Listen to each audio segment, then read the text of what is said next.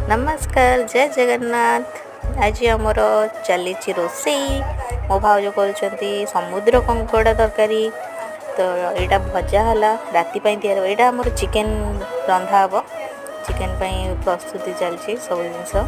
तो आज आमर चिकेन भी रंधा हे तो प्लस कंकड़ा भी रंधा कंकड़ा भजा ही रखाला राति आमर चिकेन खिया हम दिन बेल एटा चलतु केमती चलती चिकेन कटाई अणा आमर ये टाइट पकई दूँ टेस्टी लगे तब चलिए घाटी दवा भलसे मोर घंटा घंटी सरीगला।